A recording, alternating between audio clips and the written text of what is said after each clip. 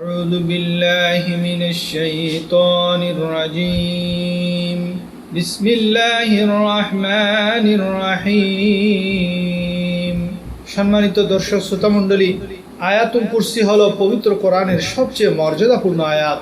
ইমাম আহমদ রহমতুল্লাহ আলাইহি বর্ণনা করেন, একদিন ওবাই ইবনে কাবকে নবী করিম সাল্লাল্লাহু আলাইহি ওয়াসাল্লাম জিজ্ঞেস করলেন যে কোরআনের মধ্যে কোন আয়াতটি সবচেয়ে মর্যাদাপূর্ণ। তিনি বলেন, আল্লাহ ও তার রসুলই ভালো জানেন। রাসূল সাল্লাল্লাহু আলাইহি ওয়াসাল্লাম আবার যখন জিজ্ঞেস করলেন, তিনি উত্তর দিলেন আয়াতুল কুরসি। অতঃপর হুজুর সাল্লাল্লাহু আলাইহি ওয়াসাল্লাম বলেন, হে আবুল মানজার, তোমাকে এই উত্তম জ্ঞানের জন্য ধন্যবাদ। সেই সত্তার কসম যার হাতে আমার আত্মা, এর একটি জিহ্বা ও দুটি ঠোঁট রয়েছে, যা দিয়ে সে আরশের অধিকারীর পবিত্রতা বর্ণনা করে। অর্থাৎ আল্লাহর নবী বলছেন, আয়াতুল কুরসির একটি জিহ্বা এবং দুটি ঠোঁট রয়েছে, যা দিয়ে সে আল্লাহর পবিত্রতা প্রশংসা বর্ণনা করে। আয়াতুল কুরসি পাঠকারী শয়তান ও জিনের অনিষ্ট থেকে নিরাপদ থাকে। আয়াতুল কুরসির ফজিলত সম্পর্কে ওবাই ইবনে কাব রহমতুল্লাহ আলাইহির পিতা তাকে বলেন, আমার খেজুর ভর্তি একটি বস্তা ছিল এবং প্রতিদিন সেটা আমি পরিদর্শন করতাম, কিন্তু একদিন কিছুটা খালি দেখে রাত জেগে পাহারা দিলাম। হঠাৎ দেখতে পেলাম যুবক ধরনের একজন লোক এলো। আমি তাকে সালাম দিলাম, সে সালামের উত্তর দিল। অতঃপর জিজ্ঞেস করলাম, তুমি কি জিন নাকি ইনসান? সে বলল, আমি জিন। আমি বললাম, তোমার হাতটা বাড়াও তো। সে হাত বাড়ালে আমি তার হাতে হাত বুলাই। তার হাতটা কুকুরের হাতের গঠনের মতো এবং কুকুরের লোমও রয়েছে কুকুরের মতো। আমি বললাম, সব জিন কি এই ধরনের? সে বলল, সব জিনের মধ্যে আমি সর্বাপেক্ষা বেশি শক্তিশালী। এরপর আমি তাকে বললাম, যে উদ্দেশ্যে তুমি এসেছ তা তুমি কিভাবে সাহস পেলে? সে উত্তরে বলল, আমি জানি যে আপনি দান প্রিয়, তাই ভাবলাম সবাই যখন আপনার নিয়ামতের দ্বারা উপকৃত হচ্ছে, তাহলে আমি কেন বঞ্চিত হব। অবশেষে তাকে জিজ্ঞেস করলাম, তোমাদের অনিষ্ট হতে কোন জিনিস রক্ষা করতে পারে আমাদেরকে? সে উত্তর দিল, অর্থাৎ ওই জিনটি উত্তর দিল, সেটি হলো কোরআনের আয়াত, সেটি হলো আয়াতুল কুরসি। সকালে উঠে রাসূল সাল্লাল্লাহু আলাইহি ওয়াসাল্লামের কাছে গিয়ে রাতের ঘটনাটি বললে রাসূল সাল্লাল্লাহু আলাইহি ওয়াসাল্লাম বলেন, ওই দুষ্টু জিনটি তো ঠিক বলেছে। আয়াতুল কুরসি কোরআনের 1/4 এই আয়াতটি 4 বার পাঠ করলে 1 খতম কোরআন পাঠের সওয়াব পাওয়া যায়। ইমাম আহমদ রহমতুল্লাহ আলাইহি বর্ণনা করেন, সালমা ইবনে ওয়ারদান বলেন, তাকে আনাস ইবনে মালিক রহমতুল্লাহ আলাইহি বলেছেন, একদিন রাসূলুল্লাহ সাল্লাল্লাহু আলাইহি ওয়াসাল্লাম কোনো এক সাহাবীকে বললেন, তুমি কি বিয়ে করেছো? সাহাবী বললেন, না, আমার কাছে ধন সম্পদ কিছুই নেই। এরপর রাসূল সাল্লাল্লাহু আলাইহি ওয়াসাল্লাম তাকে বলেন, তোমার কাছে কি কুল হুয়াল্লাহু আহাদ নেই? তিনি বললেন, জি আছে। রাসূল সাল্লাল্লাহু আলাইহি ওয়াসাল্লাম বলেন, এটা হলো কোরআনের 1/4। এরপর বলেন, তোমার কাছে কি কুল ইয়া আইয়ুহাল কাফিরুন নেই? তিনি বললেন, জি আছে। রাসূল সাল্লাল্লাহু আলাইহি ওয়াসাল্লাম বলেন, এটা হলো কোরআনের 1/4। রাসূল সাল্লাল্লাহু আলাইহি ওয়াসাল্লাম জিজ্ঞেস করেন, তোমার কাছে কি ইজা জুলজিলাত নেই? সাহাবী বললেন, জি আছে। তিনি বললেন, এটা হলো কোরআন শরীফের 1/4। রাসূল সাল্লাল্লাহু আলাইহি ওয়াসাল্লাম জিজ্ঞেস করেন, তোমার কাছে কি ইজা জাআ নাসরুল্লাহি ওয়াল ফাতহ নেই? সাহাবী বলেন, জি আছে। রাসূল সাল্লাল্লাহু আলাইহি ওয়াসাল্লাম বলেন, এটা হলো কোরআনের 1/4। এরপর রাসূল সাল্লাল্লাহু আলাইহি ওয়াসাল্লাম জিজ্ঞেস করেন, তোমার কাছে কি আয়াতুল কুরসি নেই? সাহাবী বললেন, জি আছে। এবার রাসূল সাল্লাল্লাহু আলাইহি ওয়াসাল্লাম বললেন, এটাও কোরআনের 1/4। আয়াতুল কুরসি পাঠ করে ঘুমালে তাকে আল্লাহ তাআলা হেফাজত করেন।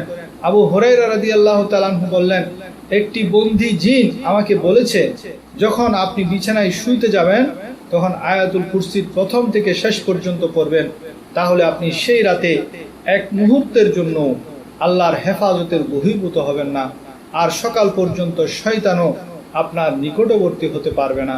তাছাড়া সেই রাতে যা কিছু হবে সবই কল্যাণকর হবে। পরিশেষে রাসূল সাল্লাল্লাহু আলাইহি ওয়াসাল্লাম বললেন, সে মিথ্যাবাদী হলেও এটা সে সত্য বলেছে।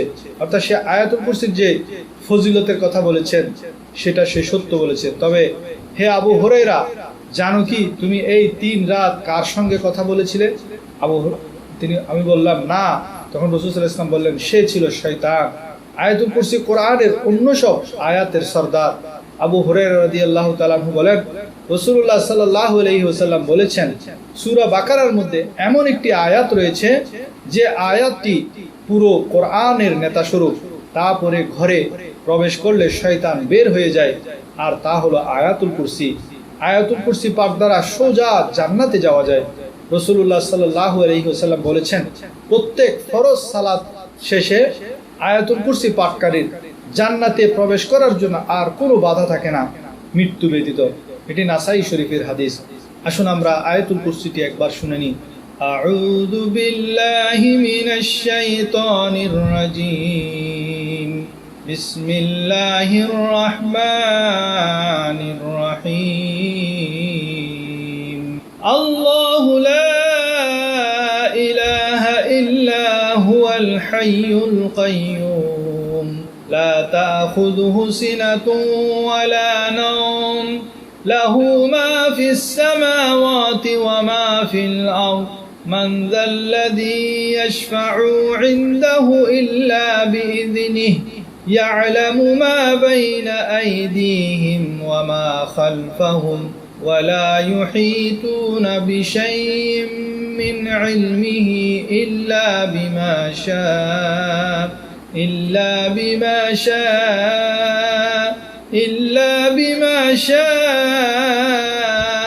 وسع كرسيه السماوات والأرض ولا يعوده حفظهما وهو العلي العظيم। এই আয়াতুল কুরসির অর্থ, এটি সূরা বাকারার 255 নম্বর আয়াত। আল্লাহ যিনি ব্যতীত কোনো উপাস্য নেই, যিনি চিরঞ্জীব ও চির বিশ্ব চরাচরের ধারক, কোনো তন্দ্রা বা নিদ্রা তাকে পাকড়াও করতে পারে না। আসমান ও জমিনে যা কিছু আছে সব কিছু তারই মালিকানাধীন।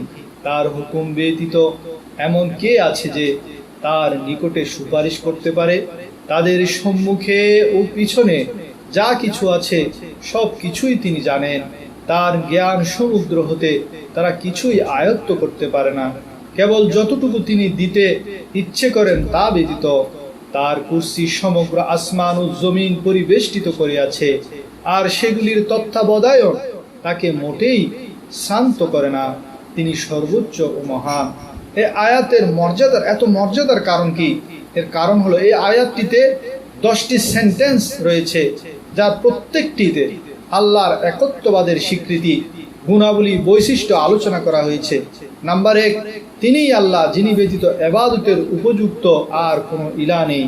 নাম্বার 2, আল হাইয়ুল কাইয়্যুম, তিনি সদা সজীব, জীবিত ও বিদ্যমান। নাম্বার 3, লা তাখুযুহু সিনাতুন ওয়ালা নাওম, আল্লাহ তাআলা তন্দ্রা ও নিদ্রা থেকে সম্পূর্ণ মুক্ত, সবই আল্লাহর প্রশংসা। দেখুন। নাম্বার 4, লাহু মা ফিস সামাওয়াতি ওয়া মা ফিল আরদ, আসমান ও জমিনের যা কিছু রয়েছে তার সবই আল্লাহর মালিকানাধীন। এরপর বলা হচ্ছে মান যাল্লাযী ইয়াশফা'ু ইনদাহু ইল্লা বিইজনি, সৃষ্টি কোনো বস্তুই আল্লাহর চেয়ে বড় নয়, বিধায় এমন সম্পর্কে আল্লাহ তাআলাই জানেন। সৃষ্টির কোনো বস্তুই আল্লাহর চেয়ে বড় নয়, বিধায় এমন কে আছে যে তার সামনে তার অনুমতি ব্যতীত সুপারিশ করতে পারে? ইয়ালামু মা বাইনা আইদিহিম ওয়া মা খালফাহুম, মানুষের জন্মের পূর্বে এবং জন্মের পরের যাবতীয় বিষয় সম্পর্কে আল্লাহ তাআলা জানেন। 7 নম্বরে হলো ওয়ালা ইউহিতুনা বিশাইইম মিন ইলমিহি ইল্লা বিমা শাআ, অর্থাৎ সমস্ত সৃষ্টির জ্ঞান মিলে একত্রিত হয়ে আল্লাহর জ্ঞানের কোনো একটি অংশ বিশেষকেও পরিবেষ্টিত করতে পারে না। ওয়াসিয়া কুরসিয়ুহুস সামাওয়াতি ওয়াল আরদ, আর কুরসি এত বড় যে 7 আসমান ও 7 জমিনকে পরিবেষ্টিত করিয়াছে। ওয়ালা ইয়াউদুহু হিফযুহুমা, আল্লাহর নিকট এত বৃহৎ দুটি সৃষ্টি আসমান জমিনের হেফাজত করা কোনো কঠিন কাজ নয়। ওয়াহুয়াল আলিয়ুল আযীম, তিনি অতি উচ্চ ও অতি মহান। এই পুরো আয়াতটি আল্লাহর একত্ববাদ ও মর্যাদার গুণাগুণ বর্ণনা করা হয়েছে বিদায় আল্লাহ এই আয়াতের মধ্যে অনেক ফজিলত রেখেছেন। আল্লাহ তাআলা আমাদেরকে আয়াতুল কুরসির আমল করার এবং কোরআন অনুযায়ী জীবন যাপন করার তৌফিক দান করুন, আমিন। আল্লাহু লা ইলাহা ইল্লা হুয়াল হাইয়ুল কাইয়্যুম লা তাখুযুহু সিনাতুন ওয়ালা নাওম